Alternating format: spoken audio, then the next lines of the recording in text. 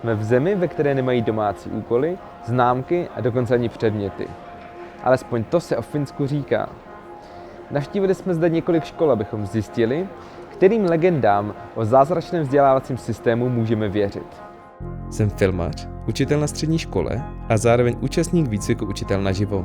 Tenhle program umožní lidem získat pedagogické minimum díky intenzivnímu výcviku a bohaté praxi na školách a dává studentům možnost podívat se na výjimečné české i zahraniční školy. Spolu s dalšími lidmi z kurzu, českými učiteli a řediteli, jsem se vydal na týdenní exkurzi po Finsku, kde jsem navštívil několik škol v regionu Tuusula. Vyspovídal jsem zástupce Národní agentury pro vzdělávání, pracovníky kraje, zástupkyni opoziční strany, ředitele škol a zkušené i začínající učitele. Hledal jsem odpověď na jednoduchou otázku. Co stojí za úspěchy finského modelu vzdělávání? V mezinárodních srovnávacích testech PISA se zjišťuje úroveň čtenářské, matematické a přírodovědné funkční gramotnosti 15letých žáků. Finští teenageři v nich mají dlouhodobě výborné výsledky. Ještě v 70. letech se jejich krajané projevovaly naprosto průměrně. A stejný výkon podávala i finská ekonomika. V rámci zemí OECD naprostý šedý průměr. Lámat se to začalo v letech 80. Vzdělávací systém prošel vlnami reforem a o jednu generaci později začaly nést své ovoce. Finové vystupovali v testech PISA až na vrchol. A ruku v ruce s tím přišel i ekonomický růst. Svět proto k tomuto finskému zázraku obrátil svou pozornost a začal zkoumat, jaké myšlenky za ním stály. Když jsme se ptali, co je pro Finy ve školství nejdůležitější, dostali jsme vždy stejnou odpověď. Equality. It's equality. That every child in Finnish schools have the same opportunities. Finům se podařilo srovnat v kvalitě jednotlivé školy. Nesou mezi nimi jen velmi malé rozdíly. Díky tomu rodiče věří spádovým školám a svoje děti tam bez obav umisťují. Neexistují žádné výběrové či jazykové ústavy ani 8letá gymnázia, kam by nadějní studenti odcházeli. I to je jeden z přínosů Finské národní agentury pro vzdělávání. Every child has the same possibilities to grow to his or her potential. And that's the kind of main reason behind also making the national core curriculum so that it would guarantee that every school in Finland would be the best school. Jak nám vysvětlila zástupkyně radnice, obrovská pozornost se věnuje slabším žákům, pro které existuje několik stupňů speciální pedagogické podpory. When we are including all the children to one school, we need to do two things. We need to have special education teachers in every school, enough. But also, every, like normal teacher, subject teacher or classroom teacher, we need to improve their skills. Because it's a hard job. Dalšími kroky k úspěchu z původních reforem bylo zvýšení požadovaného vzdělání učitelů, investice do pedagogických škol a důraz na podporu učitelů v praxi. Díky tomu a respektu, kterému se tohle povolání těší, se na tamní pedagogické fakulty hlásí hned po studiu medicíny nejvíce studentů. A dostane se jen 10% z nich. Teachers who teach in elementary school, that's one of the hardest to get into in Finnish universities. Almost as hard as doctors. Učitelé mají také velkou autonomii. Finové zrušili školní inspekci jako kontrolní orgán, jakou máme u nás. Díky velké důvěře v jejich práci se tolik nebojí chyb a nových přístupů. In Finland we have quite a lot of freedom as teachers and we don't feel pressure from the, for example, municipality or the National Board of Education. Of course, we have to take into consideration what is said in the curriculum. But when you know what is in it, there are several ways you can complete the task. It is often said that the strength of the Finnish school system is the pedagogic freedom of our teachers.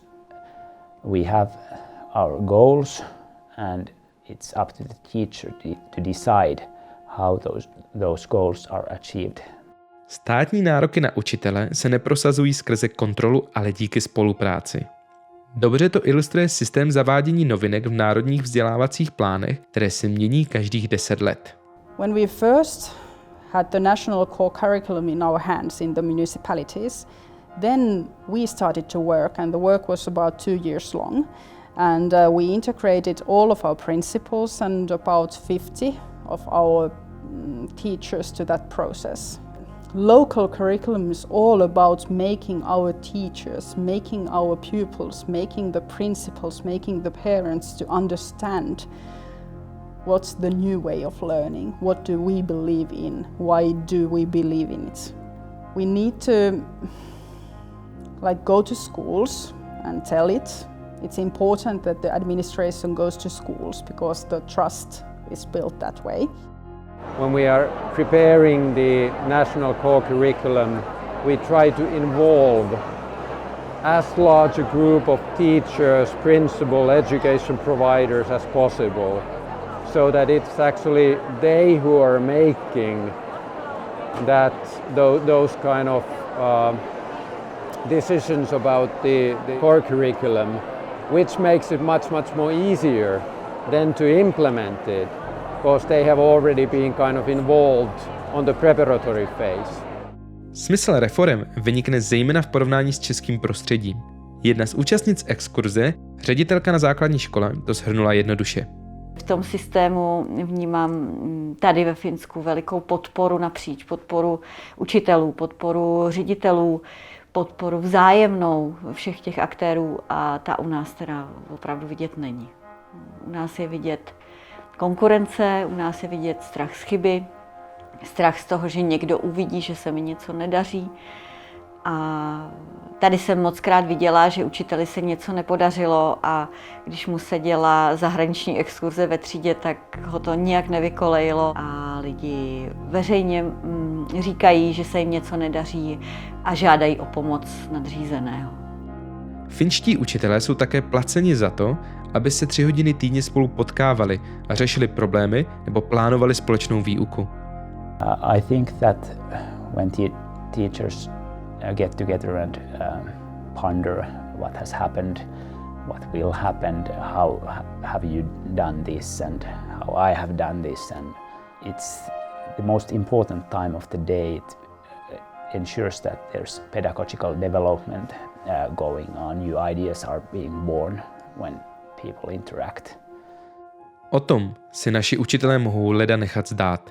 Tahle věc, která tady ve Finsku je stavěná na první místo, tak v Čechách funguje jen tak jako mimochodem na těch chodbách, když se lidi potkají na toaletě, tak si rychle vymění nějaké informace, ale vlastně tady je to ten základní prostředek celé té reformy. Komunikovat všemi směry. Finské třídy vypadají navenek stejně jako ty naše. Jen na severu si z nich podle statistik odnáší žáci více vědomostí a schopností než kdekoliv jinde. Stejně jako k učitelům, i k ním se tam přistupuje jinak. Ustupuje se od autoritativních učitelů a frontální výuky a naopak se směřuje k partnerskému přístupu a zodpovědnosti žáků za vlastní učení. And we also try to give students a choice, like not everybody has to do exactly the same thing. That they take responsibility for their learning. So we do a lot of project work and they have to look for information and gather it for themselves, maybe teach each other. Finské školství nabízí dětem takzvanou full service school. Rodiče mají na vzdělání a výchovu svých dětí stále méně času, proto je na školách nabízena větší podpora v podobě psychologů, sociálních pracovníků a pomocných pracovníků, kteří se starají o well-being dítěte. So we have a special education teacher who works with me. We have a curator, we have a psychologist, we have a health nurse. So I have a lot of adults here who help me with these issues. Are the children and the teenagers, do they feel that school is a place they want to be? Well, not so much. The results are like teachers don't have enough time for us, teachers are not interested about our thoughts, and that's why we think we need to help our teachers to understand that kind of role too. It's not just teaching. A jak to všechno pociťuje student? 15letý Jaroslav to může srovnávat. Do země přijel kvůli hokeji a navštěvuje zdejší běžnou základní školu. Je to volnější. Takový jako ten systém není tak jako trpký jak v Česku, že prostě sedíte a musíte se drtit. Prostě je to i trochu zábava. Jak si to mám představit? No prostě když jako v té třídě sedíte, tak jste jako uvolněný v pohodě. Prostě nejste jako, když vás vyvolá, tak nejste nervózní. Zásadním cílem výuky není získat vědomosti, ale především rozvinout schopnosti. I think when I personally went to high school, it was a lot easier. You just dragged yourself in, sat on the bench and started listening what was being said. And now you have to be active, you have to take role. There are open-ended problems that no one has clear answers in the world. It's not enough to kind of give the knowledge and skills for pupils, but we need to give them also kind of capabilities, what to do with what they know and what they can. That kind of capabilities are becoming more and more important. Kind of abilities to learn new things on what they already know. The multilaterality in this kind of a media world that we are faced with, or the cultural capabilities to understand different cultures, background, religious background and so on, and to be able to communicate with each other. Last week they actually planned their own meal from minced meat, and then every group kind of did their own planning and thinking about what they want to do, and today they prepare it. Okay. And then they do self-reflection afterwards, like how it went and everything. But yeah, it's basically how to manage your life so that you don't have to, buy boxes of pizza and then pay somebody to carry them out. V neposlední řadě Finové změnili přístup k hodnocení. Testové skóre nahradili formativním hodnocením, na kterém se podílejí samotní žáci. Na mnoha základních školách se až do 6. třídy neznámkuje. When we clean the class, I take 2 to 5 minutes per person, and we have an evaluation because that's when I grade them the first time usually. So I have an evaluation discussion. What do you want? Do you understand my teaching? This is what you're getting. Are you happy? Do you want to? Is it okay? What do you need to do if you want to have it like you have now an 8? Do you want a 9? Yes. Okay. What do you need to do? Okay. Snažili jsme se najít organizace nebo politiky, kteří s finským modelem školství nesouhlasí a prosazují systémové změny. Takové hlasy se však objevují jen velmi vzácně. Mezi aktéry vzdělávací politiky existuje vzácná shoda, vzájemná důvěra a víra ve společné cíle. To však neznamená, že by finské školství bylo bez chyb a že by s ním byli všichni spokojení. There are great expectations for the school. If there is a problem in the society, school fixes that. If there's inequality in the society, school fixes that. It's the school's job to do almost everything. In Finland we have had now several years of very, very difficult economical times. And actually for something like 10 years now we have had major budget cuts in education in Finland. And of course the teachers feel this, and the group sizes are bigger. We are making big reforms in Finland in education. We have new curriculums and so on, and at the same time we have less resources. And this is the biggest struggle in Finland nowadays. Finsko je samozřejmě jiná země než Česká republika. I přes podobnou základní strukturu vzdělávání nemáme stejné hodnoty, cíle ani podmínky. Existují však přenositelná poučení. Například, že vize musí překračovat politické strany, osobní zájmy a krátkodobé ambice. Education has always been pretty much in a large picture a consensus issue. Like for example the importance of equality and of the kind of public run education system. Everybody agrees on those issues.